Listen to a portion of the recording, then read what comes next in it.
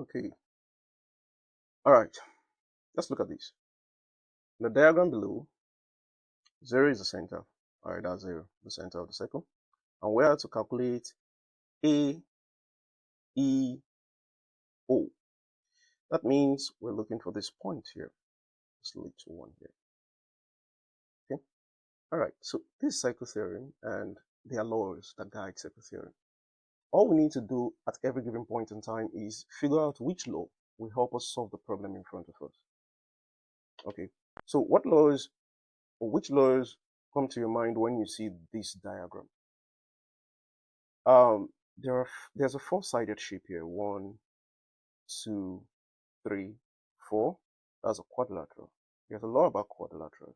The law says the opposite angles of a quadrilateral should always sum up to 180.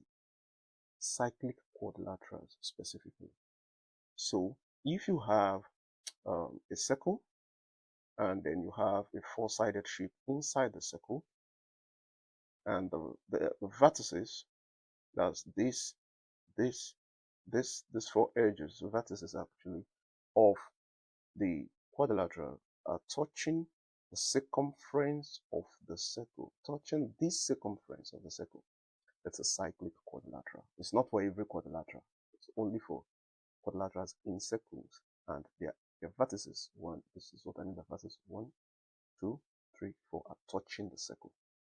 Okay, if you have that condition, then this angle plus this angle should be 180 degrees. Then this one plus this one should also be 180 degrees. If we apply that here, it means this big space here, this angle here, will be 180 minus 100, because we already have 100 up here. If this 2 should sum to 180, so we subtract this from 180. Whatever is remaining is definitely this. So this big one here is 80. Okay, so all of this is 80 degrees. But that's not what we're asked to find. We're asked to find the smaller one inside.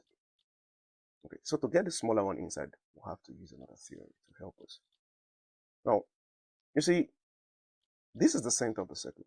And any line that goes from the center of the circle and touches any point on the circumference of the circle is called a radius. So this is a radius, and then this one is another radius here.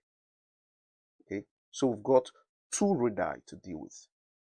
All right, now for every single circle, for every specific circle, all the radii should be equal. Like, they should all be equal because it's the same circle, right? So this line and this line are equal. So something like this. Think of every normal triangle, you know.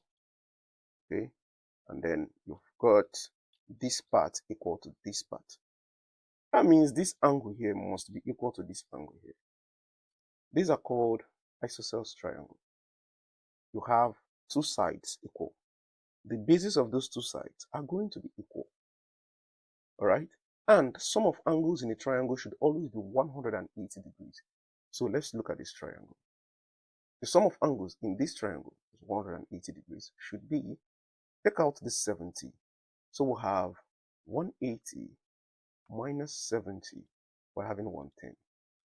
So this angle plus this angle is 110, because there have to be 110 for this triangle to sum up to 180.